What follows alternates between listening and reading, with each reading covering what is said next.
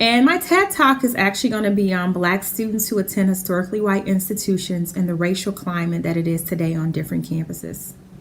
So you actually had an opportunity to look at some of the different pictures. So I wanted to go in and just talk a little bit more about those photos that you had an opportunity to see. One of the photos actually happened at the University of Texas, Austin in 2017. And it was actually a racial cartoon that was floating around campus of a black ape.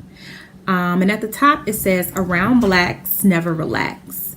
Another incident was in the American University, and that happened in May of 2017 as well. And they actually had a banana tied by a noose hanging from a tree. And at the University of Maryland, there was a stabbing of a black student. And so that was a tragic event that happened on the campus at the University of Maryland. So these pictures are actually clear depictions of what's going on campuses around the universities and college across America. The land of the free, the home of the brave.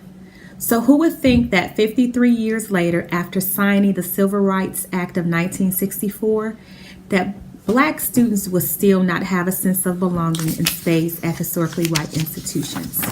Today, many black students face a lot of adversities and opposition while attending these historically white institutions. What really stood out with me the most, and the reason why I felt that this TED Talk was necessary, because 87% of undergraduate students attend historically white institutions. Like myself, I attended a historically white institution. And what I've noticed that a lot of black students have been faced with the same racial encounters while attending a historically white institution. Again, the intent of this TED Talk is to look at the equity problem that affects black students as they attempt to gain a sense of belonging while attending HWI. Many challenges black students experience while attending the HWI includes the lack of diversity, racial microaggressions, racism, discrimination, and isolation. Research shows that black students often feel socially isolated, discriminated, and alienated within a HWI, and they feel that they don't have a sense of belonging while on campus. So I'd like to share with you some personal stories that I've experienced attending an HWI, as well as some of my colleagues and friends that actually shared with me some of the things that they experienced while on campus. Myself and my roommate, we came back for dinner one day, and we noticed there were some swastika signs on our board that we had outside, and it said, "Go home, nigger, you shouldn't be here." Both were actually startled by the comments that were left on our room door. So we immediately got our RA to show them. They took pictures of it, and our RA was like, "Well, someone would get back with you as soon as possible." A few days went by and nobody followed up with us. And we ended up reaching out to our hall coordinator to find out exactly, did she find out about the incident. An incident report was made, but there was no follow-up behind that. So that kind of left me and my roommate kind of vulnerable, and was like, wow, we here at this historically white institution, we had some racial encounters, and it didn't seem like it was a big concern of the university. Nobody followed up with us to find out what measures were taking, how did we feel about the incident, and so it was just pretty much just something that happened, was pretty much swept under the rug. Another colleague of mine told me a story that he was actually on his campus walking through the quad, and a white woman approached him, and looked at him and said, "It must be the reason you're here is because of affirmative action," not knowing that actually my friend is a scholar and was there on an academic scholarship. Another one of my friends went to a historically white institution, actually in a whole other state. And this particular institution was known for having great athletes, of course, which were black students. And he said at least on a daily basis, a lot of students would encounter him, and the first thing they would say is, "Oh, you have a nice body. Are you here on a football scholarship?" And he said that even some of the faculty members who were white would come up to him like, "Oh my God, what sports do you play? I know you play football, but are you a linebacker or you're a quarterback?" And he said he would just instantly kind of like get really, really offended. And he felt like, wow, every time you see me, the image that comes in your mind that I'm a professional athlete or I'm here on an athletic scholarship. But the whole narrative of his was that he was actually at this particular campus for academic scholarship. And what was interesting about this particular campus he was in, was the fact that they had another campus, which was a historically black institution right across the street. And he said a few times a lot of his white counterparts would ask him, well, why are you here? Why do you just want to go to the historically black institution? Why are you here at our campus?